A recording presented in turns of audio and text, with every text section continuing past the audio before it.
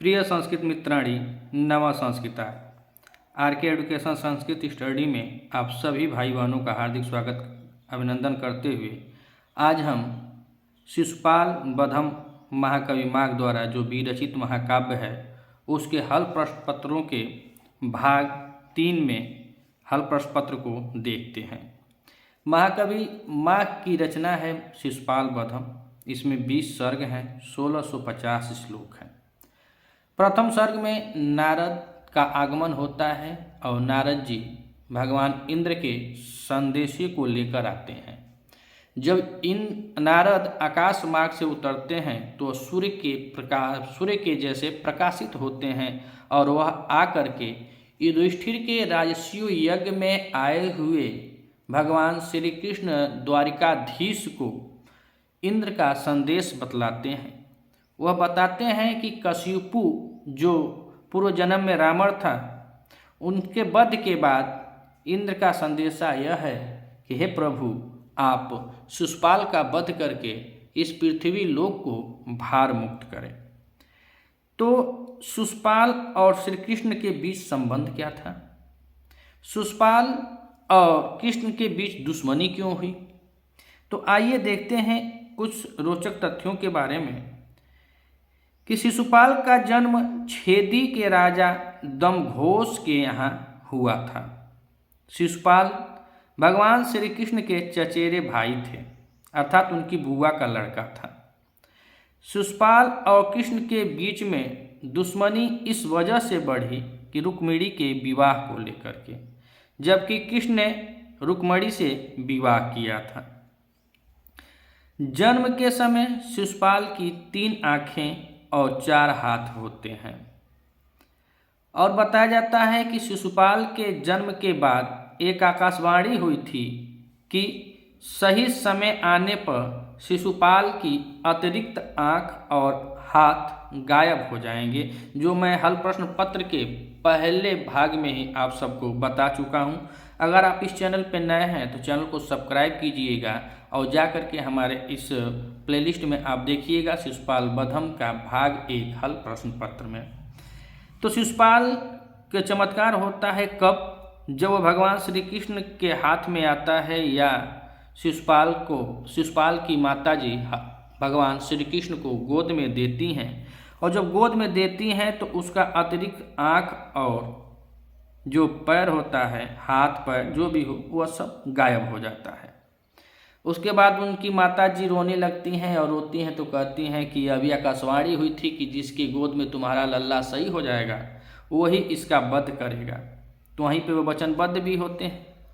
शिशुपाल ने भगवान श्री कृष्ण को अपमानित किया। कहाँ? राजसूय यज्ञ। राजसूय यज्ञ कहाँ हुआ था? इंद्रप्रस्थ में। इंद्रप्रस्थ कहाँ है? तो वही युधिष्ठिर का राज्य था। जब हस्तिनापुर से निकले पांडव तो युधिष्ठिर और उसके अन्य भाइयों ने वही इंद्रप्रस्थ को बसाया था। उसी इंद्रप्रस्थ की बात है जहाँ पे राजसूय यज्ञ होता है और शिशुपाल आता है और शिशुपाल भगवान को अभद्र भाषाओं का प्रयोग करता है। शिशुपाल का वध होता है। लेकिन महाभारत की नींव भी वही इंद्रप्रस्थ का घर, वह महान जो महल था, वही होता है। दुर्योधन जाता है, दुर्योधन समग्र पांडवों के महल को घूमते घूमते जाता है और द्रौपदी के स्नानागार के समकक्ष जाता है। बेचारा जानता नहीं है विष्णु की ऐसी कृपा होती है कि वह महल में बड़े बड़े लोग अचंभित हो जाते थे। ठीक उसी प्रकार से दुर्योधन भी हुआ। जब दुर्योधन होता है तो उनके स्नानागार में पुष्प बिछे हुए थे, वह समझ नहीं पाता है। वह समझता है कि पृथ्वी है, आराम से वह चला जाता है, लेकिन वह स्नानागार था, जल भरा हुआ था और जा कर के उसी में दुर्योधन गिर जाता है। और जब गिर जाता है तो द्रौपदी अब चाहे जो भी सोच के बोले, लेकिन द्रौपदी का एक वक्तव्य मिलता है कि वह दुर्योधन उस जलाशय में, उस जल में गिरे हुए दुर्योधन को देख करके द्रौपदी अपने छत से हंसकर बोलती है कि अंधे का पुत्र अंधा ही होता है। और यही बात पूरा नींव डालती है महाभारत, और महाभारत के सभा पर्व में द्रौपदी के चीरहरण का कारण यही बात बनती है, क्योंकि वह ताना मारती है द्रौपदी कि अंधे का पुत्र ही अंधा होता है। तो शिशुपाल वध की हम बात कर रहे हैं, तो भगवान श्री कृष्ण ने सुदर्शन चक्र से शिशुपाल का सिर धड़ से अलग कर दिया। शिशुपाल वध का प्रसंग महाभारत की कथा मुख में प्रमुखता से मिलता है। शिशुपाल में देखा जाए तो शिशुपाल रुक्म के माता पिता की मर्जी के बिना विवाह शिशुपाल के साथ तय कर दिया। कहा जाता है कि रुक्मणी जो थी उनके माता पिता की मर्जी के बिना बहन का विवाह शिशुपाल के साथ तय कर दिया जाता है और विवाह तैयारियां शुरू कर दी जाती हैं। इसके बाद श्री कृष्ण रुक्मणी को अपने महल ले आए और उसने विवाह कर लिया। इस वजह से शिशुपाल और श्री कृष्ण से नफरत करता है और मौका मिलने पर उन्हें अपमान करता है, और इस कदर से अपमान किया कि वह भरी सभा में अभद्र भाषा या गालियों को बकता है। यह सब आप लोग विदित होंगे, यही शिशुपाल वध का कारण। तो आइए आज हम लोग हल प्रश्न पत्र भाग 3 में प्रश्न नंबर 71 से देखते हैं कि प्रश्न क्या कह रहा है। तो प्रश्न में पूछ रहे हैं कि कर्मादमु नारद इत्यबोधि सह में कर्ता कौन है। यह उनका वाक्यांश है, और वाक्यांश में कह रहे हैं कि कर्मादमु नारद इत्यबोधि सह में कर्ता कौन है। ऑप्शन ए दिया है नारद, बी दिया है श्री कृष्ण, सी दिया है वासुदेव और डी दिया है शिशुपाल। तो हम शिशुपाल वधम के प्रथम सर्ग का अगर हम वाचन करेंगे तो यहाँ पे कहानी कुछ ऐसे शुरू होती है जिसमें नारद और श्री कृष्ण के बारे में बतलाया गया। वासुदेव उसमें नहीं है, शिशुपाल का भी कथन नहीं है। और या नारद जी कहते हैं तो किसके लिए कहते हैं, तो श्री कृष्ण की। तो सह में कर्ता कौन है, तो श्री कृष्ण है। अर्थात प्रश्न नंबर हमारा 71 का बी सही होता है। अब हम प्रश्न नंबर 72 को देखते हैं। तो प्रश्न नंबर 72 क्या कह रहा है कि नवा धनो अधो बृहतः पयोधरान अंश किस ग्रंथ से संबंधित है। इसमें ग्रंथ दिया है तो किरातार्जुनीयम, शिशुपाल में एक दूत, उत्तरामचरितम। तो जब हम शिशुपाल का ही हल प्रश्न पत्र कर रहे हैं तो इसमें दूसरा कोनो ऑप्शन ही नहीं होगा। अर्थात यहाँ प्रश्न नंबर 72 का विकल्प नंबर हमारा बी सही होगा, शिशुपाल वधम से। अब हम प्रश्न नंबर 73 की बात करें तो प्रश्न नंबर 73 में कह रहा है कि पिसंग मौंजी युज मनुज छवि अंश किस ग्रंथ से उद्धृत है। तो अभी इसमें यह लाइन हमको कंठस्थ करना होगा, याद करना होगा कि पिसंग मौंजी युज मनुज छवि अंश किस ग्रंथ से उद्धृत है।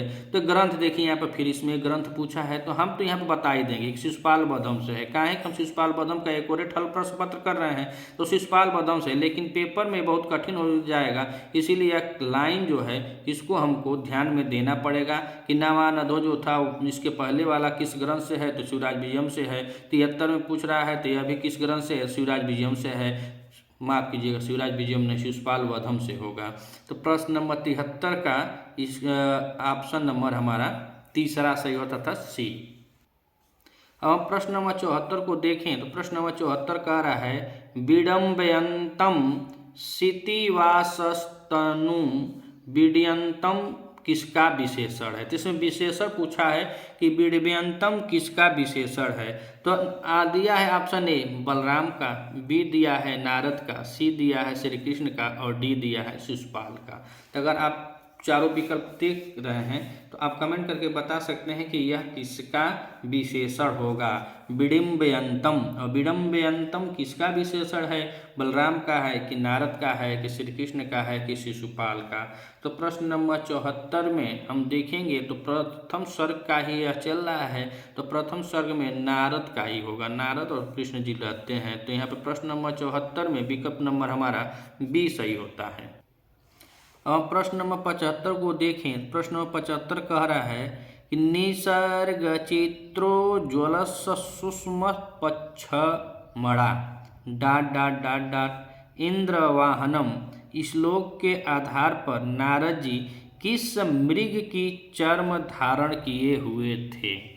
तो बहुत इम्पोर्टेंट प्रश्न है, या इम्पोर्टेंट आप मान लीजिए कि निसर्ग चित्र उज्ज्वलम सुष्म पच्छमड़ा में इंद्रवाहनम श्लोक के आधार पर नारद जी किस मृग की चर्म को धारण किए हैं? दिया है श्वेत, बी दिया है कृष्ण, सी दिया है चित्रल नाम के, और डी दिया है इनमें से कोई नहीं। तो आप जब प्रथम सर्ग को पढ़ेंगे तो उसमें बताया जाता है कि नारद जी जब उतरते हैं तो वह सूर्य के प्रकाश के जैसे दिखाई देते हैं, तो उतरते हुए दिखाई देते हैं। और कह रहा है कि इंद्रवाहनम यह श्लोक है, तो इसमें वह कैसे, मतलब पूछ रहा है कि कैसे चर्म को धारण किए हैं। तो यहाँ पर दिया है कि निसर्ग, और थोड़ा सा यहाँ देखें तो हम इसको पकड़ लेंगे यहीं से कि चित्रो उज्ज्वल अर्थात चित्र के जैसे उज्ज्वल है। तो चित्रल नाम के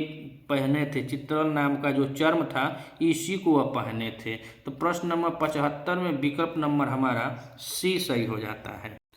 अब हम प्रश्न नंबर 76 को देखते हैं। तो 76 में कह रहा है विभान्तम स्फटिकाच्यमालाया।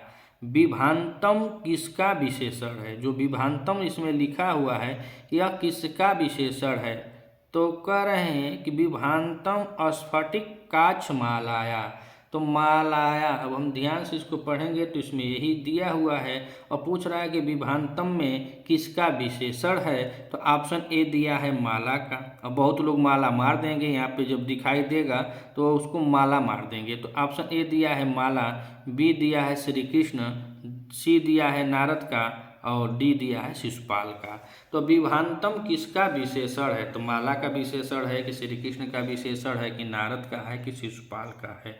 तो प्रश्न नंबर 76 में हम देखेंगे तो हमारा विकल्प नंबर सी सही हो जाता है कि जो विभान्तम है वह नारद जी का विशेषण है। अब हम बात करते हैं प्रश्न नंबर 77, और प्रश्न नंबर 77 पूछ रहा है कि शिशुपाल वधम के मंगलाचरण में वर्णन है।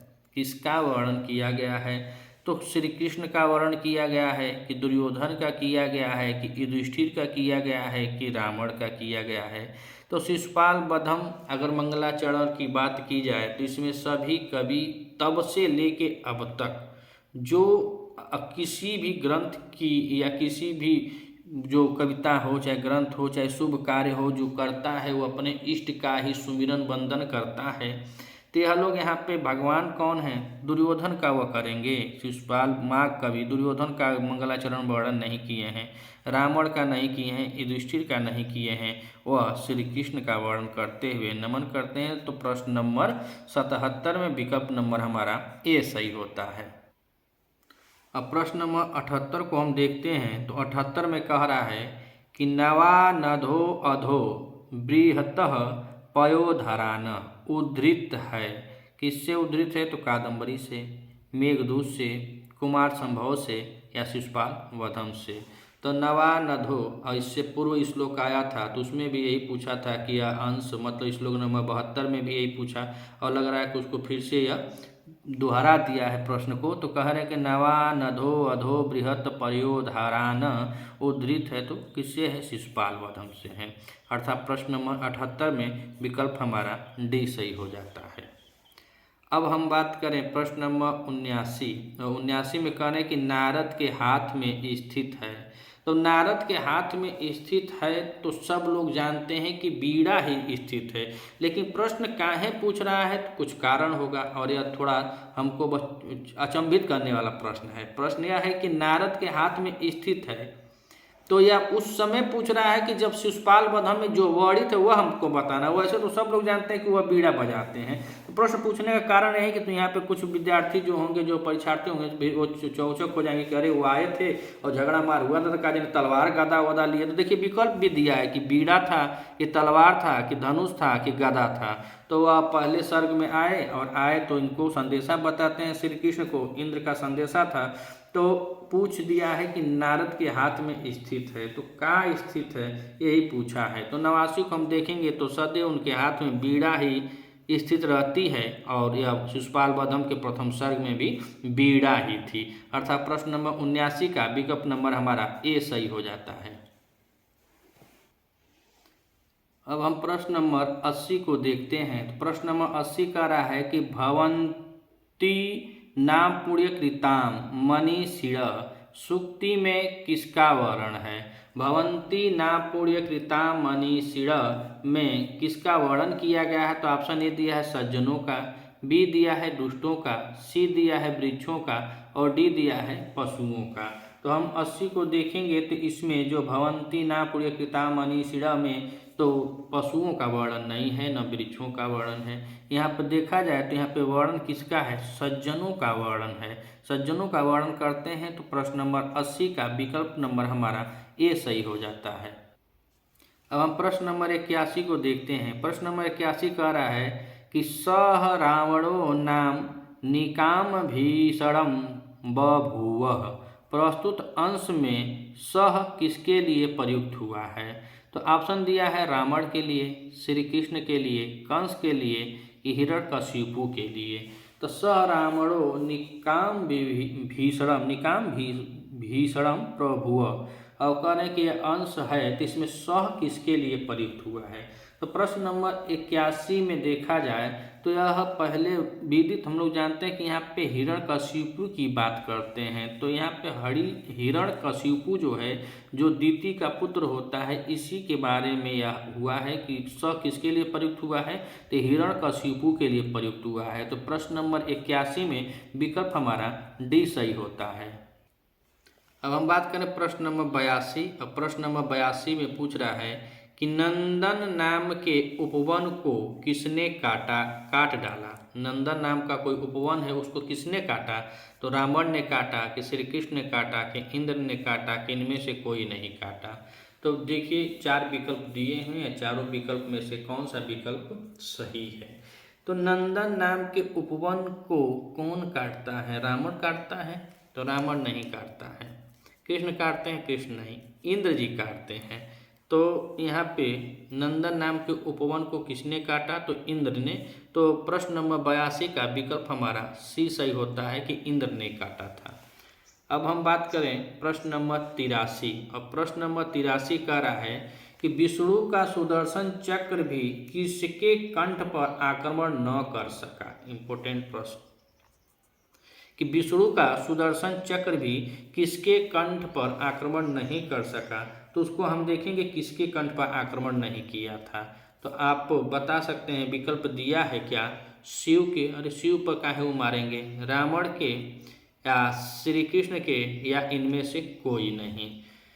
तो 4 विकल्प दिए हैं और 4 विकल्पों में से आप भी कमेंट करके बता सकते हैं कौन सा विकल्प सही होगा। वह कौन ऐसा महाबली था कि जिसके कंठ पर अर्थात गर्दन पर भगवान विष्णु का भी सुदर्शन चक्र काम नहीं करता था या न किया? तो शिव को मरबे नहीं करेंगे और है दुगो ऐसे कर जाएंगे। और श्री कृष्ण हो चाहे विष्णु जी हों, वह तो एक ही हैं। कृष्ण अवतार लिए थे भगवान विष्णु, तब वह उनका कृष्ण नाम पड़ा। राम का अवतार लिए तो राम नाम पड़ा, लेकिन थे तो वह विष्णु भगवान ही। प्रश्न 83 में देखा जाए तो विकल्प हमारा बी सही होता है कि उनका सुदर्शन काम नहीं किया गर्दना पर काटने से। काहे नहीं किया? तो काहे कि उसके नाभि में अमृत बसता था। बणवा तो विभीषण बताया कि तुम इसके नाभि में मारिए, न तो मूड़ी उड़ी काटने पर नहीं मर रहा था। उसी लिए साथ दिया है कि विष्णु का सुदर्शन चक्र किसके कंठ पर आक्रमण न कर सका? तो रावण के कंठ पर नहीं किया, उसका प्राण नाभि में बसता था। तो प्रश्न नंबर 83 का विकल्प नंबर हमारा बी सही होता है।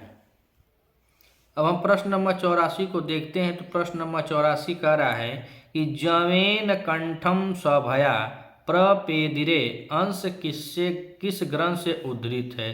तो जवेन कंठम सभया प्रपेदिरे अंश नीति शतकम से, नलचंपू से, किरातार्जुनीयम से नहीं होगा।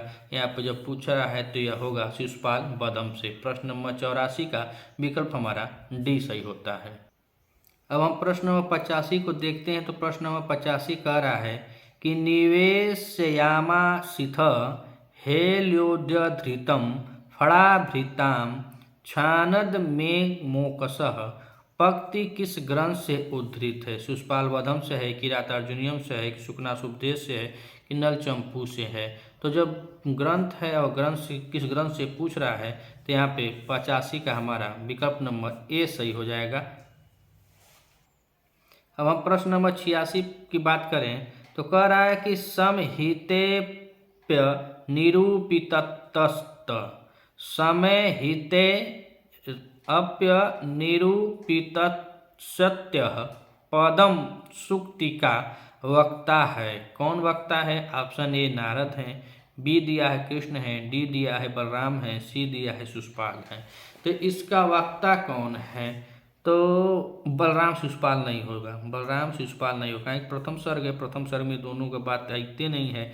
तो यहाँ पे इसका वक्ता प्रश्न नंबर 86 का हम देखेंगे तो विकल्प हमारा ए सही होता है। कहा है कि नारद जिसके वक्ता है, तो प्रश्न नंबर 86 में विकल्प हमारा ए सही होगा। अब हम प्रश्न नंबर 87 को देखें तो प्रश्न नंबर 87 कह रहा है, और यह बहुत महत्वपूर्ण सूक्ति है शिशुपाल वधम की, कि रीते रवे छालितुम क्षमेत कह। अधिकांश तो यह संस्कृत के प्रतियोगी परीक्षाओं में पूछी जाती है कि रीते रवे छालितुम समेत कह सूक्ति किस ग्रंथ से संबंधित है। तो विकल्प दिया है नीति शतकम, किरातार्जुनीयम, सी मेघदूतम और डी शिशुपाल वधम। तो मैं पहले ही बता दिया कि बहुत महत्वपूर्ण सूक्ति है कि शिशुपाल वधम की, और शिशुपाल वधम की ये महत्वपूर्ण सूक्ति है। तो प्रश्न नंबर 87 में विकल्प हमारा डी सही हो जाता है। अब हम प्रश्न नंबर 88 को देखते हैं। तो प्रश्न नंबर 88 में कह रहा है, प्रत्युत सा तिरस्क्रिया अंश किस ग्रंथ से संबंधित है।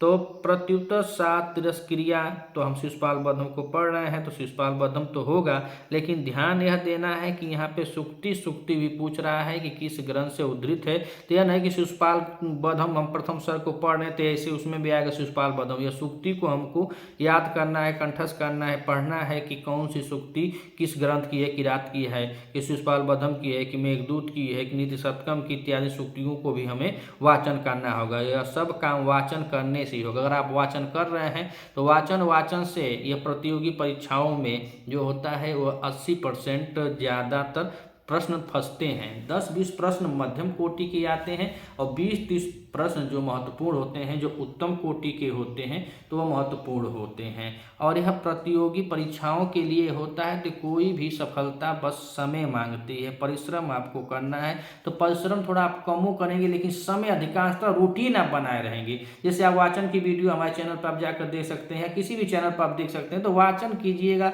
वाचन करेंगे। जब सूक्तियों का आपके पास थोड़ा सा 2 बार 4 बार आवागमन होगा, सुनाई देगा, पढ़ाई लिखाई में जुटा रहेगा, तब तुरंत जान जाएंगे ये सूक्ति कहाँ की है, किसके द्वारा बोला गया है, कौन इसका वक्ता है, कौन इसका श्रोता है, कौन लेखक है, किस महाकाव्य का है।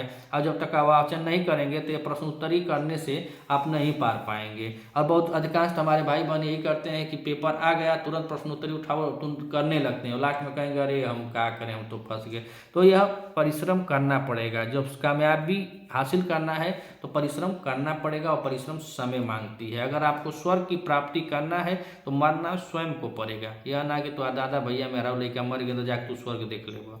तो एक प्रश्न नंबर 88 और प्रश्न नंबर 88 में प्रत्युत सा तिरस्क्रिया अंश किस ग्रंथ से है। तो शिशुपाल वधम से। यहाँ तो आसान है, कहें कि शिशुपाल वधम का हम लोग प्रथम सर्ग में कर रहे हैं हल प्रश्न पत्र, मगर याद करना, ध्यान देना, यह हम सबका काम है। अब हम बात करें प्रश्न नंबर 89, और प्रश्न नंबर 89 कह रहा है कि युनक्ति में लकार है। युनक्ति में कौन सा लकार है। तो ऑप्शन ए दिया है लट लकार, लोट लकार, लिट लकार की लुंग लकार। अगर आप लोगों को यह वीडियो अच्छा लग रहा हो तो आप हमको कमेंट करके सजेशन दे सकते हैं। तो हम व्याकरण का भी इसी तरह प्रश्नोत्तरी आप तक हम पहुंचा सकते हैं। व्याकरण का प्रस्तुति जो प्रश्नोत्तर होंगे हल प्रश्न पत्र, हम व्याकरण का खाली आपके यहाँ पहुंचा सकते हैं इसी तरह वीडियो के माध्यम से। जैसे अब युनक्ति में लकार पूछ दिया है तो उसमें लकार पूछेगा, समास है, संधि है, कारक है, विभक्ति है, तो संज्ञा परिभाषाएं हैं, इस सब हम आपके यहाँ पहुँचा सकते हैं। तो आप कमेंट करके बताइएगा। अगर अच्छी और रोचक क्लास लग रही हो तो हमें सपोर्ट कीजिए, और हमें सपोर्ट करने के लिए चैनल को सब्सक्राइब कीजिएगा। यह देखिए प्रश्न नंबर 89 युनक्ति में लकार पूछा है। अब जो भाई जानते हो कमेंट करके बता सकते हैं कि युनक्ति में लकार कौन सा है, लट लकार है कि लोट लकार है कि लिट लकार है कि लुंग लकार है। तो हम प्रश्न नंबर 89 की बात करें और प्रश्न नंबर 89 को हम देखेंगे तो यह लिट लकार है। कौन सा लकार है, लिट लकार है। तो प्रश्न नंबर 89 का विकल्प नंबर हमारा सी सही होता है। प्रश्न नंबर अब 90 अर्थात 90। अब कह रहा है 90 में कि धुर्यताम गतेन भवता में भवता का विशेषण है। तो जब ये बताया दिया है कि धुर्यताम गतेन भवता, ये लाइनीय में बताया है और पूछ रहा है कि भवता का विशेषण भी बताइए, कैसे हम लोगों को बताए, घुमा घुमा प्रश्न पूछ रहा है। कह रहे धुर्यताम गतेन भवता में भवता का विशेषण कौन है। तो कौन भवता का विशेषण होगा, तो ऑप्शन दिया है कि धुर्यताम गतेन, अधुर्यताम गतेन, गतेन धुर्यताम। तो प्रश्न नंबर 90 की हम बात करें तो यहाँ पे भवता विशेषण किसका था, का वाला जो शब्द इसी का विशेषण है, अर्थात यहाँ पे पूरा हो जाएगा धुर्यताम गतेन। प्रश्न नंबर 90 का विकल्प हमारा सी सही होता है। अब हम प्रश्न नंबर 91 की बात करें तो 91 प्रश्न में पूछ रहा है कि नारद ने शरीर पर लेप किया था, किसका लेप किया था। तो विकल्प ए कह रहा है कि कपूर के चूर्ण का लेप किया था, बी कह रहा है कि केसर का, सी कह रहा है चंदन का, और डी कह रहा है कि इनमें से कोई नहीं। तो शिशुपाल वधम के प्रथम सर्ग में जब भगवान नारद ऋषि आते हैं, संदेशे को लाते हैं, तो आप कमेंट करके बता सकते हैं कि नारद ने अपने शरीर पर किसका लेप किया था। 4 विकल्प दिए हैं, चारों विकल्प में से आपको जो अच्छा लगे वो विकल्प कमेंट कीजिए कि नारद ने शरीर पर किसका लेप किया था, कपूर के चूर्ण का, केसर का, चंदन का, या इनमें से कोई नहीं। तो जब नारद जी आते हैं तो वह अपने शरीर पे कपूर के चूर्ण का लेपन किए होते हैं। प्रश्न नंबर 91 का विकल्प नंबर हमारा ए सही होता है। प्रश्न नंबर 92 और 92 में पूछ रहा है कि शिशुपाल वधम के प्रथम सर्ग के श्लोकों में छंद है। अब इसमें छंद पूछ रहा है कि प्रथम सर्ग में कौन सा श्लोक है। तो आर्या छंद है कि उपजाति छंद है कि वंशस्थ छंद है कि वसंत तिलका छंद है। तो यहाँ पे हम देखेंगे तो शिशुपाल वधम के प्रथम सर्ग में कौन सी छंद है, तो यहाँ पे छंद हमारी वंशस्थ है। इसी प्रकार से महाकवि भारवी की रचना किरात अर्जुनियम में भी प्रथम सर्ग में 44 श्लोकों तक वंशस्थ छंदी है। और 45वें में पुष्पिताग्रा है और 46वें श्लोक में मालिनी छंद है। अगर आप चाहें तो किरात अर्जुनियम के प्रथम सर्ग में अंतिम कौन सी छंद है, तो ट्रिक के लिए हम याद किए हुए हैं कि हेमा मालिनी। हेमा मालिनी का भूलेंगे नहीं, बस कह देना है कि किरात अर्जुनियम के अंतिम सर्ग में हेमा मालिनी जिंदाबाद है, तो जिंदाबाद है अर्थात उसमें अंतिम में मालिनी छंद है। और शिशुपाल वधम के प्रथम सर्ग में जो श्लोक है तो न ही आर्या है, न उपजाति है, न बसंत तिलका है। कौन सा छंद है, तो वंशस्थ छंद है। तो प्रश्न नंबर 92 का विकल्प हमारा सी सही होता है। अब हम बात करें बहुत ऑप्शन का जो है बहुत आसान क्वेश्चन है। प्रश्न नंबर 93 नारद के पिता। नारद के पिता आप लोग जानते ही होंगे कि नारद के पिता ये तो ब्रह्मा जी हैं, उनको ब्रह्मापुत्र कहा जाता है। तो प्रश्न नंबर 93 का विकल्प हमारा ए सही हो जाता है। अब हम प्रश्न नंबर 94 को देखते हैं। तो 94 प्रश्न में पूछ रहा है कि नारद किसका संदेश लेकर कृष्ण के पास आए हैं।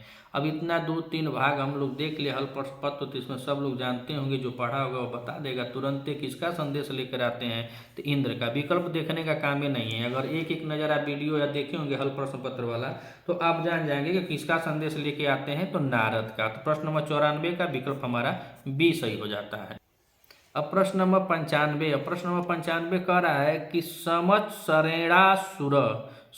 शरेणा असुर इत्यपीयूषा चिराय नामना डाट डाट डाट में किसका वर्णन है। तो इसमें किसका वर्णन है यही पूछ रहा है, किस पंक्तियों में किसका वर्णन है। तो ऑप्शन दिया है ए रावण का, बी इंद्र का, सी हिरण्यकशिपु का, या डी ब्रह्मा का। तो ब्रह्मा तो ही भी नहीं करेगा, काहे को ब्रह्मा होगा। 95 में हम देखेंगे तो हमारा विकल्प सी सही होता है, हिरण्यकशिपु का वर्णन मिलता है।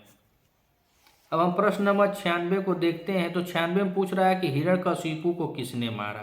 तो हिरण्यकशिपु को किसने मारा, तो बताया गया है कि वही रावण था। वही कंस होता है। हिरण्यकशिपु को इसमें पूछ रहा है, विकल्प दिया है कि कृष्ण ने मारा कि नारद ने, कि ब्रह्मा विष्णु वही भी नहीं किए।